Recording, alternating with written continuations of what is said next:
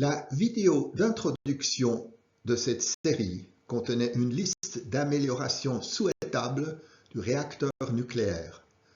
Parmi celles-ci figuraient des combustibles plus résistants à la chaleur, car les futurs réacteurs auront une température de fonctionnement plus élevée que les 300 degrés actuels.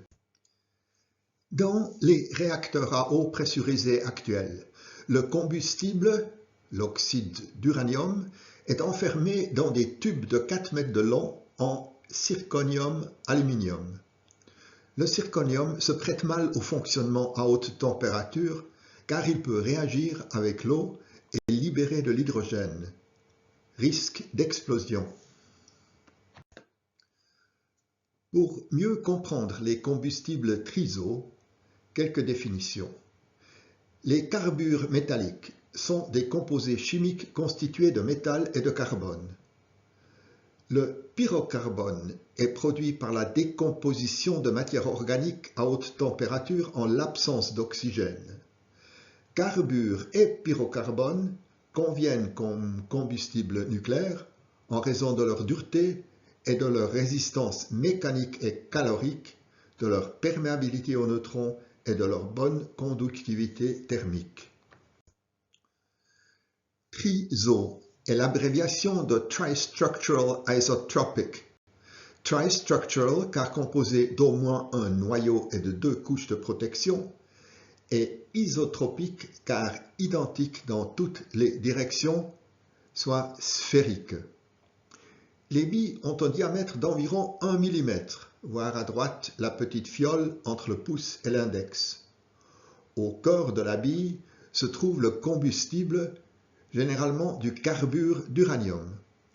Autour, les couches de carbure de silicium et de pyrocarbone. Une zone tampon absorbe les gaz radioactifs. Environ 200 000 de ces petites billes sont empaquetées dans une sphère de graphite de la taille d'une balle de tennis. Le réacteur dit à lit de billes est ensuite alimenté par un nombre variable, typiquement environ 100 000 de ces balles de tennis. Les combustibles TRISO présentent des avantages en termes de sécurité de fonctionnement. Sur ce graphique, les réacteurs conventionnels sont en bleu et les réacteurs utilisant des combustibles TRISO en jaune. La température de fonctionnement des réacteurs à eau pressurisée conventionnels est d'environ 300 degrés.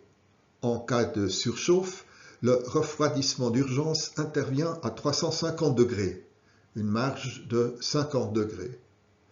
En comparaison avec les combustibles TRISO, la température de fonctionnement sera de 750 degrés environ et la température de surchauffe de 1250 degrés et plus, soit une marge de sécurité d'au moins 500 degrés. Pour en savoir plus, voir la vidéo sur les réacteurs à lit de boulet. Vous trouverez les sources utilisées dans la description ci-dessous. Cette vidéo fait partie d'une playlist sur les centrales nucléaires de 4e génération. La prochaine vidéo de cette série traitera des réacteurs à lit de boulet. Commentaires et corrections via YouTube ou directement à bernard@hirschel.ch. Je vous remercie pour votre intérêt et vous dis à bientôt.